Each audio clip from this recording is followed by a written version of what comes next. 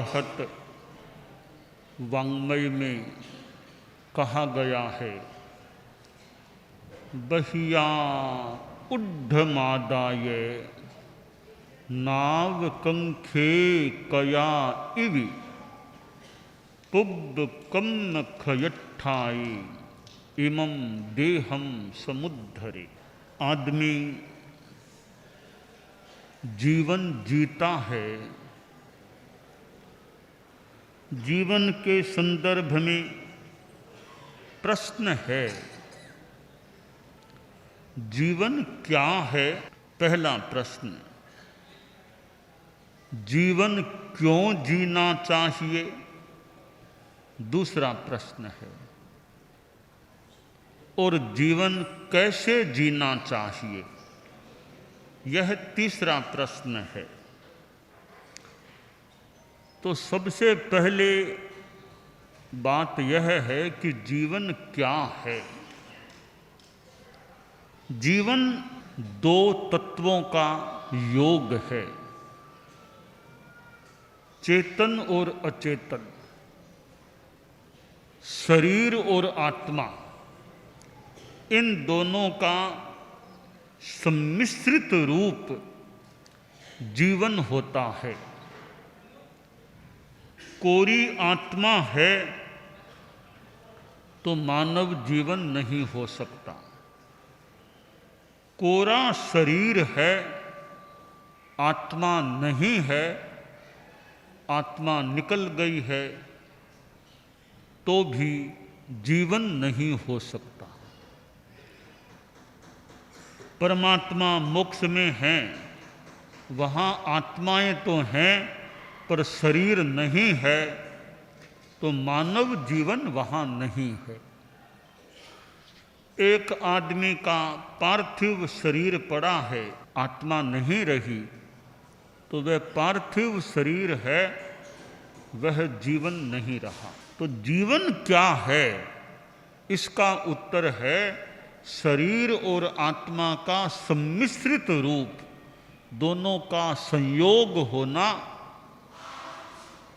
जीवन है। यह स्थूल शरीर और आत्मा दोनों मिले हुए होते हैं, तब जीवन होता है।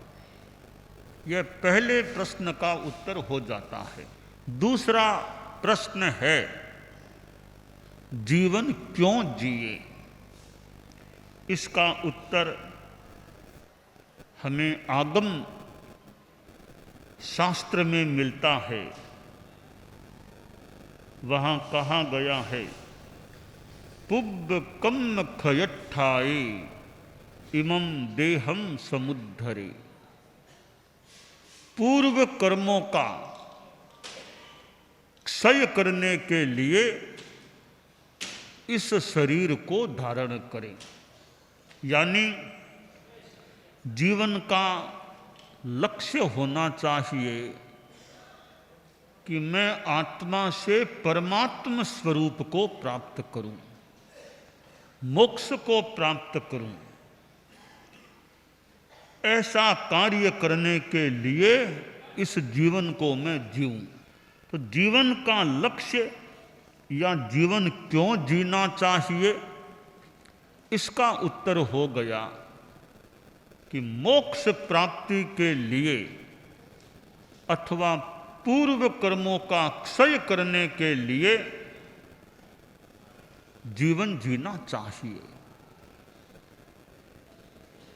तीसरा प्रश्न है, जीवन कैसे जीना चाहिए? इसका सीधा सा उत्तर तो यह हो सकता है कि जीवन वैसे जीना चाहिए जिससे आत्मा मोक्ष के निकट हो सके, मोक्ष की दिशा में आगे बढ़ सके। जीवन टिकाने के लिए भोजन भी करना होता है और भी शरीर का ध्यान रखना होता है। अर्थात जीवन जीने के लिए फिर आप लोग जो गृहस्थ हैं उनको पैसा भी रखना होता है, पैसे का अर्जन भी होता है, और पैसे का अर्जन करने के लिए कोई काम धंधा भी करना पड़ सकता है। तो ठीक है, गृहस्थ है तो मांग मांग कर तो आदमी क्यों खाना पसंद करे। गरीबी गौरव गंवाना, अमीरी अभिशाप है, मांग खाना मान खोना मानसिक संताप है। कि आदमी गरीब है इसलिए हाथ फैलाता है, भी कुछ दे दो, गरीब हूं। यह गौरव की बात नहीं गृहस्थ के लिए। और अमीरी है, अमीरी में खूब आसक्ति में है, अति भोग है, तो वो मानो अभिशाप है कि इस मानव जीवन में इतना भोग विलास प्रदर्शन और कभी इसमें इतने लग गए हो तो ये अमीरी तो थोड़ा नुकसान करने वाली हो सकती है। जीवन जीने के लिए मान लें ठीक है, अर्थ भी चाहिए गृहस्थों को, पैसा और सब व्यवस्थाएं, पर आखिर यह चिंतन रहे कि जीवन के लिए धन चाहिए। जीवन के लिए धन है, परंतु धन के लिए जीवन नहीं हो जाए। जीवन के लिए धन है, धन के लिए जीवन नहीं हो जाना चाहिए। कि जीवन तो मैं परमार्थ के लिए जीऊं, उसके जीवन के लिए धन चाहिए, इसलिए उसका मुझे अर्जन करना होता है। तो अर्थ के साथ सुचिता, ईमानदारी, कि पैसे की प्राप्ति, पैसे की कमाई में ईमानदारी रहे। धम्मेणम वित्तिम कप्पे माणा। श्रावक कैसे? धर्म से आजीविका प्राप्त करने वाले। तो यह धर्म यानी ईमानदारी हो और साथ में अहिंसा, कि मैं ऐसा काम धंधा भी करने से बचूं जहां बहुत ज्यादा हिंसा होती हो, ज्यादा जीव मरते हों, ऐसे धंधे से भी बचने की यथासंभव चेष्टा करूं। तो अर्थ के अर्जन के उपाय के साथ भी पाप से जितना हो सके बचने की इच्छा, तो हिंसा ज़्यादा न हो और बेईमानी से बचने का प्रयास हो। तो यह अर्थ के साथ शुचिता और ईमानदारी या पाप से बचने की बात एक सीमा तक हो सकती है, कि मैं किसी को धोखा नहीं दूं। साफ सुथरा जीवन, ट्रांसपेरेंसी, धोखाधड़ी नहीं, झूठ कपट से बचने का प्रयास। तो जीवन कैसे जीना चाहिए? कि जीवन ईमानदारी से जीना चाहिए, ज़्यादा से ज़्यादा ईमानदारी रहे। जितना हो सके झूठ बोलने से बचने का प्रयास हो, चोरी से बचने का प्रयास हो। तो जीवन कैसे जीना चाहिए? कि ईमानदारी से जीवन जिए और अहिंसा, जीवन में जितना संभव हो सके अहिंसा को स्थान दिया जाए, जितना हिंसा से बचा जा सके। नॉन वेज, मांसाहार, इनसे कम से कम जैन श्रावक श्राविकाएं हैं कि नॉन वेज से इतना ज़्यादा बचना कि होटल में भी कहीं ठहरना है, भी नॉन वेज वाली होटल में नहीं ठहरे, ऐसा प्रयास करें। तो होटल में दोनों ही है, नॉन वेज भी बनता है, वेज भी बनता है, तो भी संभव हो सके तो दोनों बनते हैं, वहाँ भी ठहरने से यथासंभवतया बचने का प्रयास हो। अभी मुश्किल है और कोई होटल आसपास है नहीं, अब ठहरना तो पड़ेगा। मजबूरी है और कोई वेज वाली होटल आसपास यहाँ है नहीं, ठहरना ही पड़े तो यह ध्यान रखें कि नॉन वेज कहीं मेरे भोजन में कहीं कड़छी भी नॉन वेज की लग न जाए मेरे भोजन में। यह प्रयास रखें कि बचना तो मुश्किल है और कोई होटल यहाँ आसपास है नहीं, तो वो ध्यान रखें कि दोनों प्रकार के भोजन बनते हैं, नॉन वेज भी बनता है इधर वेज भी है, तो वेज तो नॉन वेज से बचना तो है ही, नॉन वेज थोड़ा यत्किंचित मिल भी न जाए मेरे भोजन में, इसके प्रति भी जागरूकता रखनी चाहिए। तो अहिंसा रहे और ज़्यादा गुस्सा भी नहीं आए, ज़्यादा गुस्सा काम का नहीं। क्यों? ज़्यादा गुस्सा नहीं करना चाहिए ना। आदमी लड़ाई झगड़ा गुस्सा फालतू किसी को मारना पीटना करना, इनसे बचना चाहिए, भी शांति में रहें, किसी को तकलीफ देने का व्यर्थ प्रयास न करें। एक कुत्ते को भी, छोटे जानवर को भी, पक्षी को भी, कबूतर को भी, किसी को भी बिना मतलब हम तकलीफ देने वाले न बने। कुत्ता सो रहा है, अब क्यों कांकरा फेंक कर उसको उठाने की चेष्टा करें? क्यों? ठीक है ना, बच्चे बैठे हैं, है ना, तो कुत्ते की ओर भी कांकरा पत्थर नहीं फेंकना, उसको भी तकलीफ हम बिना मतलब क्यों दें? तो अहिंसा हो और गुस्सा नहीं, ज़्यादा थोड़ा बहुत मान लो आ गई, ज़्यादा गुस्सा नहीं, आवेश हमें नहीं आना चाहिए। तो शांति रहे, यह अहिंसा, जीवों को बिना मतलब तकलीफ नहीं देना, ज़्यादा गुस्सा भी नहीं करना। और तीसरी बात है जीवन कैसे जीना चाहिए के संदर्भ में कि सादगी और संयम का जीवन जिए। नशा नहीं, पान मसाले, गुटखा, जर्दा, बीड़ी, सिगरेट, ड्रग्स, शराब आदि नशीली चीज़ों के सेवन से बचना। और भी रहन सहन में जितना संयम सादगी, जैन संस्कार विधि का क्रम चलता है अखिल भारतीय तेरापंथ युवक परिषद के तत्वावधान में, तो जैन संस्कार विधि के द्वारा सादगी आए, संयम आए, वो खास बात। और जैन संस्कृति के पाठ भी मान लो उच्चारण में आ जाएं और सादगी संयम आ जाए, तो ये अनावश्यक यानी अनावश्यक जो असादगी की चीज़ें हो उनसे बचने का प्रयास हो।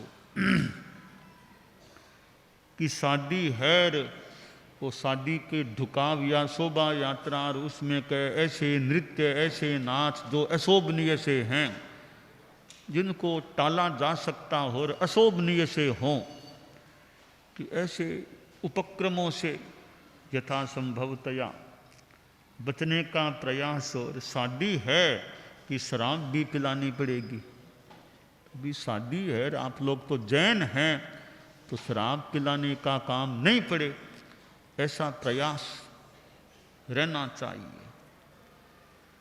तो ये अहिंसा और इधर सादगी संयम की बात, कि सादा जीवन उच्च विचार, मानव जीवन का श्रृंगार। जीवन सादा हो, विचार ऊंचे हों, यह मानव जीवन का श्रृंगार है। तो ईमानदारी, अहिंसा, संयम, सादगी। चौथी बात है धर्मोपासना, धर्म की साधना। जैसे ये सामायिक है, पौषध है, साधुओं की सेवा, उपासना है, नवकार मंत्र आदि का जप है, और कोई स्वाध्याय, अच्छा स्वाध्याय है, मेडिटेशन, ध्यान, ये उपक्रम भी चलें। तो यह जीवन कैसे जीना चाहिए इसके संदर्भ में बात है कि ईमानदारी, नंबर 2 अहिंसा, नंबर 3 सादगी संयम, नंबर 4 धर्मोपासना। ये चारों चीज़ें हैं तो मानना चाहिए जीवन अच्छा है, मोक्ष की दिशा में गति भी हो सकती है। और जीवन जीना है, फिर छोटी छोटी बातों पर ध्यान दे कि बैठना कैसे, एकदम झुक कर के बैठ गया, थोड़ा सीधा बैठने का तरीका हमारा कैसा है, चंचलता तो ज़्यादा नहीं है। और बोलने में मेरी बोलने की शैली कैसी है, किसी को बिना मतलब कटु तो नहीं बोलता हूँ। खिलौने भी किस प्रकार काम में लिए जाते हैं। एक बार मैं मालवा में झाबुआ में गया था, बहुत यानी आचार्य महाप्रज्ञ जी के समय में जब यात्रा की, तो झाबुआ में प्रॉपर में रात को कार्यक्रम हो रहा था। तो सामने आज जैसे ये बच्चे बैठे हैं, संभवतः उस दिन भी यूँ रात में कुछ यूँ बच्चे सामने बैठे थे। तो एक बच्चा यूँ दूसरे बच्चे के कनपटी के पास कुछ यहाँ बंदूक सी लगा रहा था। एक मुनि जी ने मुझे कहा कि आप देखिए वो बच्चा क्या कर रहा है। मैंने देखा ये, मैंने बच्चे को निकट पहुँचने का इंगित किया। वो बच्चा छोटा सा था, निकट आ गया। मैंने कहा तुम क्या कर रहे थे। संभवतः उसने जवाब दिया, उसका भाव यह था कि इसने मुझको छेड़ा था, अब मैं इसको शूट करूंगा। मैं इसको अभिनय सा कर रहा था, ये कान के कोई मैं इसको शूट करूंगा। बच्चे में यह हिंसा की बात कि मुझे छेड़ लिया, अब इसको मैं शूट करूंगा, इसको यानी इसको मारूंगा। तो उसके पास असली बंदूक नहीं, थोड़ा ऐसा ही कोई वो खिलौना सा होगा, जो कुछ भी था ऐसे कान के लगा कर वो कर रहा था ऐसे। तो यह मानो हिंसा का एक संस्कार। और अमेरिका में तो बच्चे यूँ विद्यालय में शूट कर भी दिए करने लग जाते हैं। तो यह जीवन में कैसे अहिंसा का संस्कार रहे, तो बाल पीढ़ी में अच्छे संस्कार आ जाएं। ज्ञानशालाएँ चलती है, ज्ञानशालाएँ हमारे यहाँ छोटे छोटे बच्चों के लिए बड़ी कल्याणकारिणी सिद्ध हो सकती हैं। ज्ञानशालाओं के द्वारा बच्चों को अच्छे संस्कार मिले, धार्मिक संस्कार मिले, धार्मिक ज्ञान भी उनको मिले। तो ये छोटे छोटे बच्चे जो बाल पीढ़ी है, उनको एक अच्छा मार्ग मिले, उनका जीवन का क्रम अच्छा बन जाए और वे परिवार, समाज और देश विदेश के लिए एक उपयोगी और समाधान देने वाले। हम सिद्ध योगी आचार्य श्री महाप्रज्ञ से प्रेक्षा ध्यान का एक प्रयोग करें। आपको एक प्रयोग कराया जा रहे हैं श्वास प्रेक्षा का।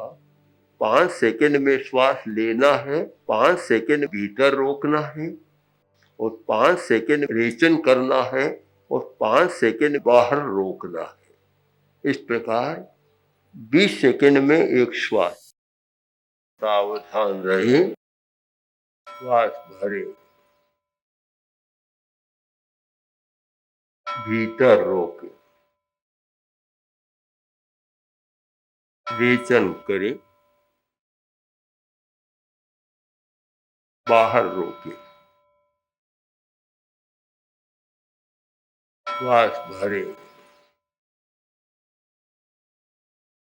भीतर रोके, रेचन करें, बाहर रोके, श्वास भरे, भीतर रोके, रेचन करें, बाहर रोके, श्वास भरे, भीतर रोके, रेचन करें, बाहर रोके, श्वास भरे,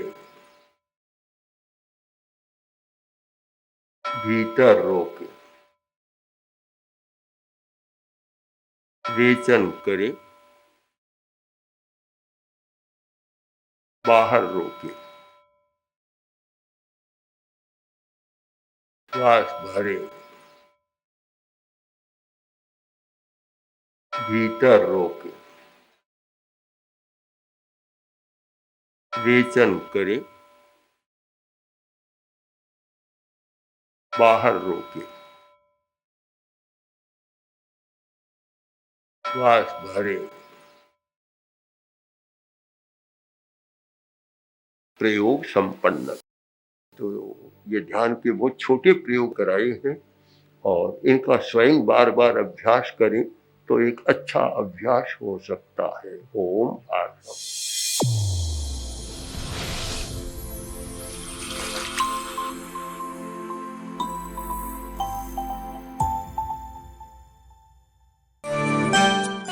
एकाग्रता, तन्मयता, अपने आप को मंगलमय अनुभव करते हुए नमो अरहंताणम, नमो सिद्धाणम, नमो आयरियाणम, नमो उवज्झायाणम, नमो लोए सब्बसाहूणम, एसो पंच नमोक्कारो सब्ब पावपणासनो मंगलाणं च सब्बेसिं पढ़मं हवइ मंगलम।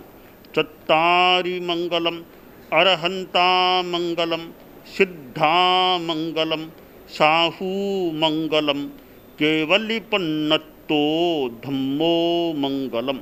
चत्तारि लोगुत्तमा, अरहंता लोगुत्तमा, सिद्धा लोगुत्तमा, साहू लोगुत्तमा, केवलिपन्नत्तो धम्मो लोगुत्तमो। चत्तारि शरणं पवज्जामि, अरहन्ते शरणं पवज्जामि, सिद्धे शरणं पवज्जामि, साहू शरणं पवज्जामि, केवलिपन्नत्तं धम्मं शरणं पवज्जामि। धम्मो मंगलमुक्किट्ठम् अहिंसा संजमो तवो देवावितं नमंसन्ति जस्य धम्मे सयामणो। च इत्ता भारहं वासं चक्रवट्टी महिद्धियो सन्ति सन्ति करे लोए पत्तो गइमणुत्तरम्। देव दानव गंधर्वा जख रक्षस किन्नरा बंभयारिं नमंसन्ति दुक्करं जे करन्ति तम्। मंगलं भगवान् वीरो मंगलं गौतमो गणी मंगलं स्थूलभद्राद्यः जैन धर्मोस्तु मंगलम। मंगलम मतिमान् भिक्षुः मंगलम भारमल्लकः मंगलम रायचन्द्राद्या मंगलम तुलसी गुरुः महाप्रज्ञोस्तु मंगलम। तेरा पंथोस्तु मंगलम। विघ्न हरण मंगल करण स्वामी भिक्षुनो नाम। गुण ओळख समरण किया सर अचिंत्या काम। विघ्न हरण मंगल करण स्वामी भिक्षुनो नाम। गुण ओळख समरण किया सर अचिंत्या काम। विघ्न हरण मंगल करण स्वामी भिक्षुनो नाम। गुण ओळख समरण किया सर अचिंत्या काम, सर अचिंत्या काम, सर अचिंत्या काम। एक दिवसीय त्याग आज आज के लिए धारणानुसार त्याग है।